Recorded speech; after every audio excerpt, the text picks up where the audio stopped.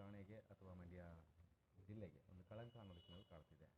ಯಾಕೆಂದರೆ ಜುಲೈ 2ನೇ ತಾರೀಕು ಮುಂಜಾನೆ 4:40 ಸುಮಾರಿನಲ್ಲಿ ಬೆಂಗಳೂರು ಮೈಸೂರು ಹೆದ್ದಾರಿಯ ಅಮರಾವತಿ ಹೋಟೆಲ್ ಬಳಿ ರೋಹನ್ ಗೌಡ, ಶಶಾಂಕ್, ಅಫಾನ್, ಮಹಮ್ಮದ್ ಉಮರ್, ನಿತಿನ್ ಮತ್ತು ಸಚಿನ್ ಅನ್ನೋರು ಒಂದು ಗನ್ನನ್ನು ಯೂಸ್ ಮಾಡಿ ಒಂದು ಟ್ರಕ್ನ ಚಾಲಕನ ಮೇಲೆ ಗುಂಡನ್ನು ಹಾರಿಸಿರೋ ಪ್ರಕರಣ ಈ ರಾಜ್ಯಾದ್ಯಂತ ದೊಡ್ಡ ಸದ್ದು ಮಾಡ್ತು. ಯಾಕೆ ಅಂತ ಅಂದರೆ ಆ ಆರೋಪಿಗಳ ರಕ್ಷಣೆಗೆ ಜಿಲ್ಲಾ ಪೊಲೀಸ್ ವರಿಷ್ಠಾಧಿಕಾರಿ ಡಾಕ್ಟರ್ ವಿಜೆ ಶೋಭಾರಾಣಿ ಅವರು ಬೆನ್ನೆಲುಬಾಗಿ ನಿಂತಿದ್ದಾರೆ ಅನ್ನೋ ಒಂದು ಆರೋಪ ದೊಡ್ಡ ಮಟ್ಟದಲ್ಲಿ ಕೇಳಿಬಂತು.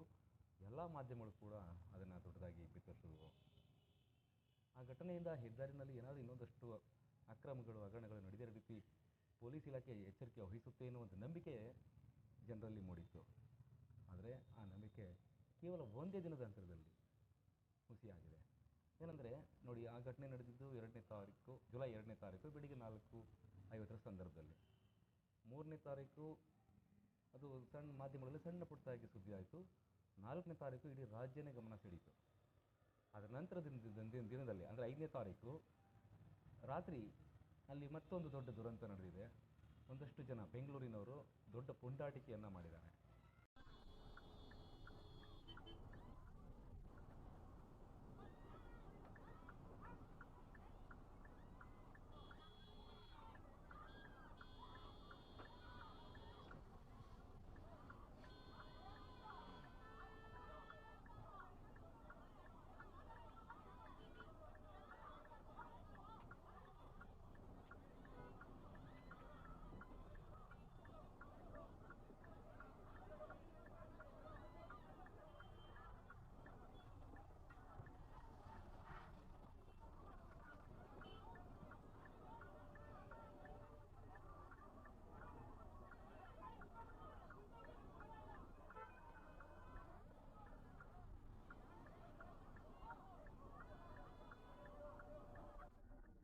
ಏನಪ್ಪ ಅಂತ ಅಂದರೆ ಈ ಸಾಗರ್ ಕುಮಾರ್ ಅನ್ನೋರು ಮೈಸೂರಿನ ತನ್ನ ಸಹೋದರಿಯ ಮನೆಗೆ ಹೋಗಿ ಯಾವುದೋ ಒಂದು ಕಾರ್ಯಕ್ರಮ ಇರುತ್ತೆ. ಆ ಕಾರ್ಯಕ್ರಮಕ್ಕೆ ಹೋಗಿ ಅವರ ಪತ್ನಿ, ಮಗು, ಅತ್ತೆ ಮತ್ತು ಅವರ ತಾಯಿ ಜೊತೆ ತಮ್ಮ ಕಾರ್ನಲ್ಲಿ ವಾಪಸ್ ಆಗ್ತಿರ್ತಾರೆ.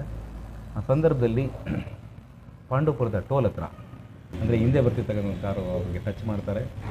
ಟಚ್ ಆಗಿ ಮಾತುಕತೆ ನಡೆಯುತ್ತೆ. ಅಲ್ಲಿಗೆ ಅದು ಕ್ಲಿಯರ್ ಆಯಿತು ಅಂತ ಇವರು ಸಾಗರು ತಮ್ಮ ಕುಟುಂಬದ ಸದಸ್ಯರ ಜೊತೆ ಕಾರ್ನಲ್ಲಿ ಹೋಗ್ತಿರ್ತಾರೆ. ಆ ಕಾರು ಮದ್ದೂರಿನ ಆ ಫ್ಲೈಓವರ್ ಮೇಲೆ ಹೋಗ್ತಕ್ಕಂಥ ಸಂದರ್ಭದಲ್ಲಿ ಮಧುರಮ್ಮನ ದೇವಸ್ಥಾನದ ಸಮೀಪದಲ್ಲಿ ಒಂದು ಗುದ್ದಿ ಕಾರನ್ನು ನಿಲ್ಲಿಸ್ತಾರೆ.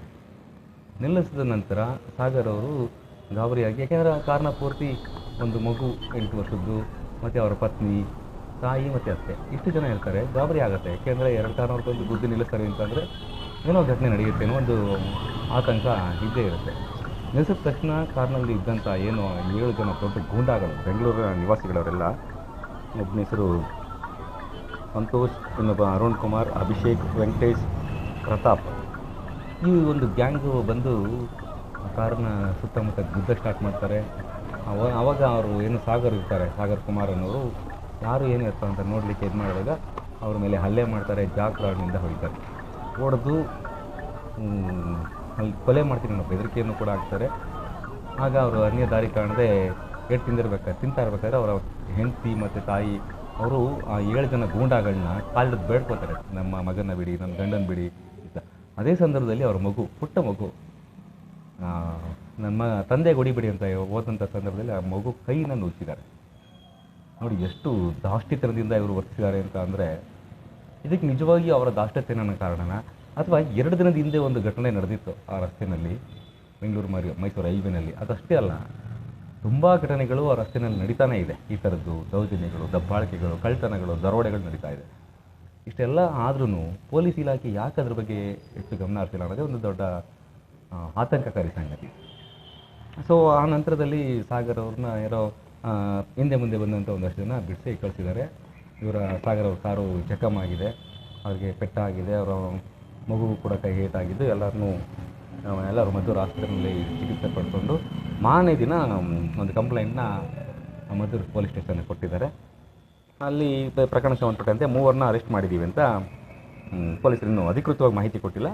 ಬಟ್ ನಮಗೆ ಒಂದು FIR ಕಾಪಿ ಸಿಕ್ಕಿದೆ. ಒಂದು ಪ್ರಕರಣ ದಾಖಲಿಸಿ ಅವ್ರನ್ನ ಕೋರ್ಟ್ ಪ್ರೊಡ್ಯೂಸ್ ಮಾಡಿ ನಂತರ ಏನೋ ಕೇಸು ಕಾಂಪ್ರಮೈಸು ಅದು ಇದರ ಇದನ್ನು ಮಾಡೋದಕ್ಕಷ್ಟೇ ಪೊಲೀಸ್ ಇರೋದು.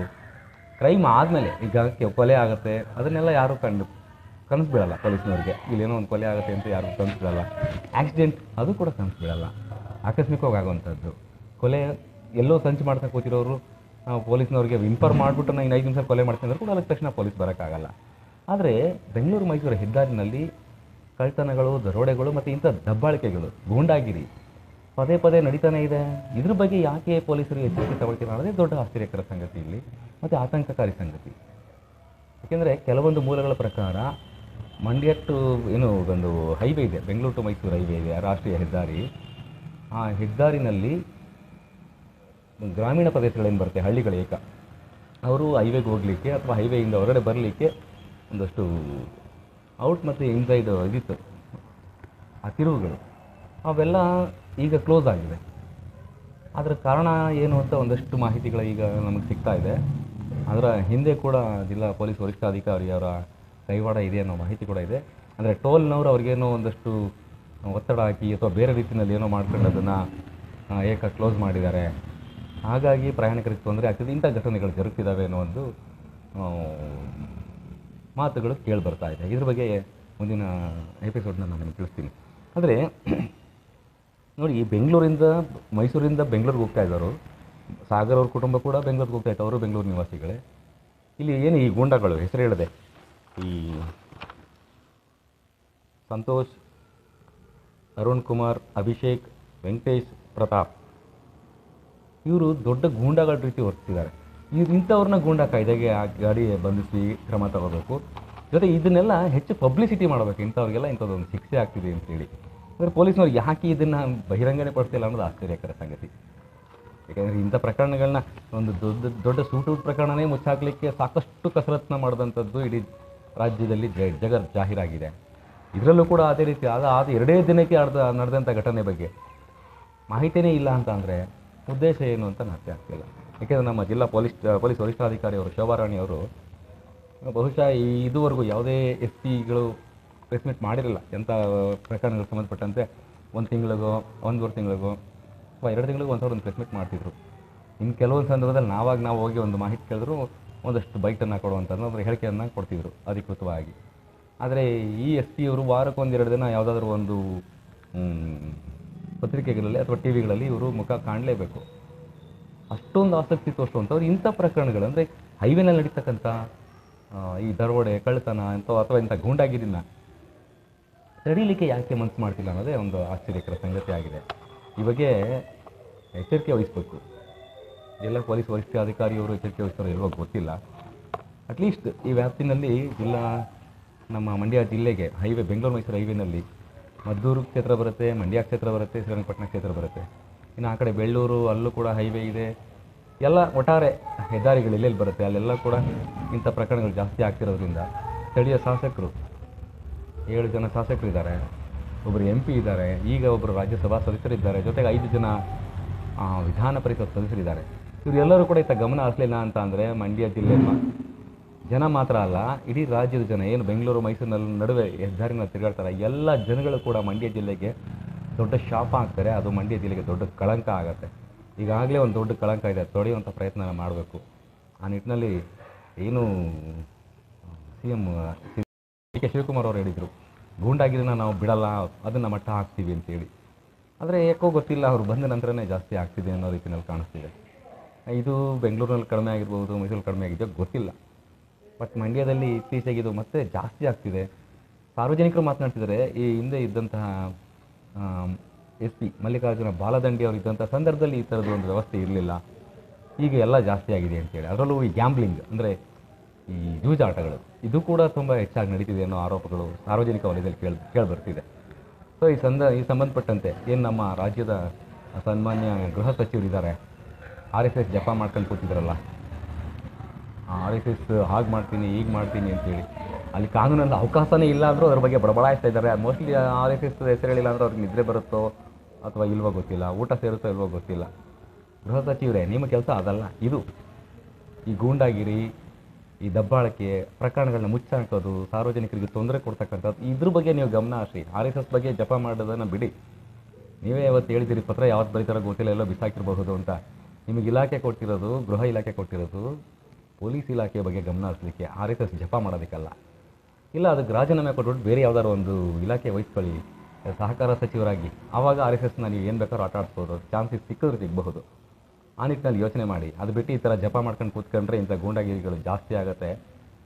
ಗೂಂಡಾ ರಾಜ್ಯ ಆಗೋದ್ರಲ್ಲಿ ಅನುಮಾನನೇ ಇರಲ್ಲ. ಆದ್ದರಿಂದ ದಯವಿಟ್ಟು ಇದ್ರ ಬಗ್ಗೆ ಗಮನ ಹರಿಸಿ.